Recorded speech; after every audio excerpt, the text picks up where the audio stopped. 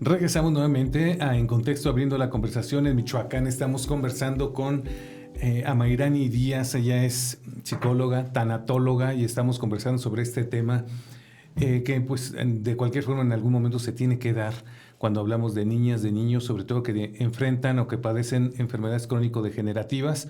¿Cómo deben actuar sus papás, sus mamás, sus tutores, ellos mismos para enfrentar de mejor forma pues este difícil reto que les pone la vida a Mayrani?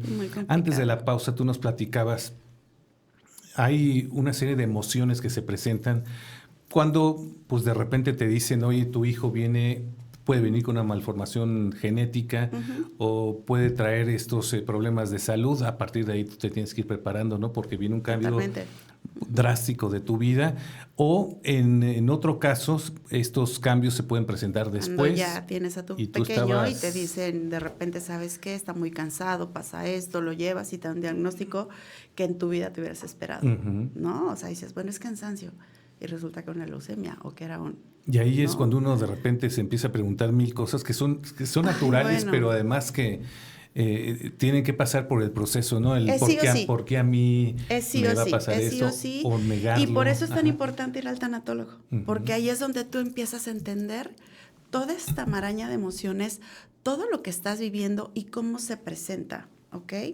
Una cosa bien importante es entender esta frase que te dicen, es antinatural que un hijo se vaya antes que un papá. Es antinatural que yo tenga que enterrar a mi hijo, que yo tenga que... ¿Dónde dice? ¿No? La vida es lineal, la vida es vida, y desde el momento que eres... Es poco común, ¿no? Pero, o no es lo normal. Es natural. Pero o sea, es que sí es natural, o sea, es normal. ¿Por qué? Porque eres vida, porque eres un ser vivo. Porque no hay un parámetro, no hay un contrato que te digas que primero son los papás, luego los niños, los abuelitos. O sea, no. Desde el momento que eres concebido, desde ese momento está la muerte contigo. Desde ese momento. Ya corre riesgo, ¿no? Con eso. Todos corremos riesgo. Exactamente. Nada más que esta sociedad, pues nosotros, ¿no? Ponemos esas reglas y decimos, no, es que es antinatural, y es que nunca un papá tenía que enterrar a un hijo, o no hay un nombre para un papá que pierde un hijo. Si pierdes a, no sé, una pareja, eres viudo, si pierdes a... ya tiene un nombre. ¿Qué nombre le das a un papá, a una mamá que pierde un hijo? ¿Qué nombre le das?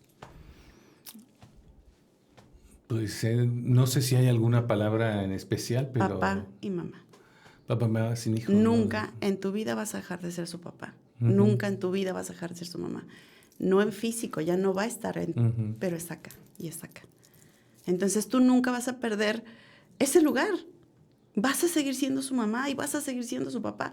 Porque me han tocado que llegan usuarios o que llegan pacientes conmigo y me dicen, es que ya no soy mamá. Claro que eres mamá, porque lo tuviste. O sea, es tu hijo, está ahí en tu corazón. Por supuesto que eres mamá. Por supuesto que sigues siendo su mamá. En otro plano, de otra forma. El amor cambia, la situación cambia, pero nunca en tu vida vas a dejar de ser su mamá o ser su papá, ¿ok? Cuando se presenta este tipo de situaciones, obviamente vienen todas estas etapas de duelo, la negación. Eso es sí o sí en cualquier tipo de duelo. ¿Por qué? Porque esto es una reacción natural de tu cerebro, se anestesia, al recibir un impacto muy fuerte, ¿no? Y poco a poco vas soltando esa anestesia en lo que tú vas empezando a procesar la noticia. Empieza esta negación de no es cierto, no puede ser, bla, bla, bla, bla, bla. Ya que empieza a bajar esta negación, empieza la negociación. Diosito, te prometo que si miras, que se salvas y voy a hacer y me voy a ir, y empiezas a prometerle a la vida, a Dios, a todo, ¿no? Que te dan el diagnóstico y tú dices, no, Dios, te pones a ver ChatGPT o Gemini. Uy, bueno, te pones a buscar por todos lados y demás, que se puede revertir cuando son enfermedades a veces. Después de que ves que esta negociación no está funcionando, viene la ira. Un enojo muy fuerte. Te enojas con los médicos, te enojas con Dios, te enojas con la vida, te enojas con el que se te pone enfrente, te enojas con tu ser querido. Sí. Eso de repente es el enojarte, por ejemplo, si hay un deceso, ¿y quién te dijo que te me podías dejar? ¿Y por qué te fuiste? Yo no quería que te fueras y que me dejaras. Digo, ¿sabes? Te enojas hasta con tu ser querido. Obviamente con el primero que se enoja es con Dios. Con los médicos. Es que no hiciste nada, es que... ¿no? Es ese enojo, es esa impotencia. Después del enojo, ya pasas a una tristeza muy profunda. es la depresión, Uh-huh. ¿no? Empiezas con esa tristeza súper fuerte, que es ahí donde tienes que agarrar de una red de apoyo impresionante. Papás, no seamos orgullosos, acepta. Hay tristezas encubiertas, ¿no? Porque luego hay gente que, bueno, finalmente está muy triste, pero no lo manifiesta. Esa es negación. No, así, siguen en ¿no? negación, siguen en negación. Cuando tú ves a alguien que está atravesando una situación muy complicada y los ves, pues estoy trabajando, estoy haciendo, yo funciono perfecto, yo organizo, yo hago, está en negación. No ha aceptado o no le ha llegado todavía la idea. Exacto. Ese sufrimiento. Exacto. Entonces, ¿qué es lo que haces? Cuando tú estás en negación, empiezan los distractores. Porque no quiero... Es cuando tienes un dolor tan fuerte que no quieres enfrentar, te quedas en esa negación y empiezas a buscar esos distractores. Me meto al trabajo, me meto al gimnasio, me meto a esto. Empiezas a hacer 20 cosas como para no pensar y no sentir. Entonces agarras tu duelo o agarras tu situación, la haces bolita y le echas para atrás. Uh-huh. Pero pues no es así. En algún momento tiene que salir siempre, de una u otra forma, siempre ¿no? sale. Siempre que puede ser sale. el enojo incluso, y ya puede ¿no? ser pues, muy complicado, ajá. ¿no? Ya es cuando se complica el duelo. Entonces sí es importante el permitirte sentir, el permitir que te ayuden, ¿ok? El que permitas, no sé, familiares, amigos, instituciones, acercarte a la iglesia, lo que necesites. Pero sí es importante que te dejes sentir, que te dejes conectar con lo que estás sintiendo.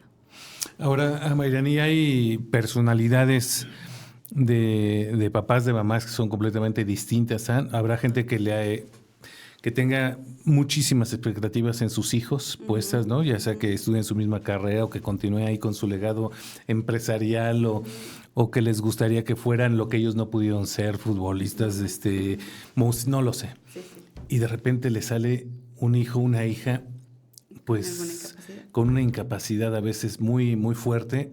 Y se acabó los sueños, no del niño, sino también esos sueños que el papá o la mamá había puesto en ellos incluso desde antes, ¿no? Totalmente. Mira, ahí ya se combinan muchas cosas, porque una es esta pérdida de la expectativa del hijo que yo pretendía tener o la idea. Lo que estás perdiendo es esa ilusión, esa idea. Pero ¿estás de acuerdo que ese pensamiento te lo hiciste tú? Eso lo hiciste tú. Y acuérdate que el pensamiento crea la emoción. La emoción es una descarga química en tu cerebro, ¿ok? Dura 70 segundos. Tú mantienes el pensamiento y mantienes la emoción, y mantienes la emoción. Por eso sigues, ¿no? Con el enojo, con la tristeza, es resignifica, piensa, busca soluciones. Tienes que cambiar el pensamiento. Ahí es donde tú tienes que decir, esto no fue, ya no me tocó la playa, me voy al bosque, ¿qué voy a hacer? Acuérdate que tu hijo no es lo que tú pretendías que fuera. Y tú no eres lo que pasó. Es qué vas a hacer con lo que pasó. ¿A dónde vas? ¿Dónde te quedas? ¿O te vas a quedar estancado en la tristeza y en la ira y el enojo de por qué a mí, por qué me tocó, por qué? Ajá.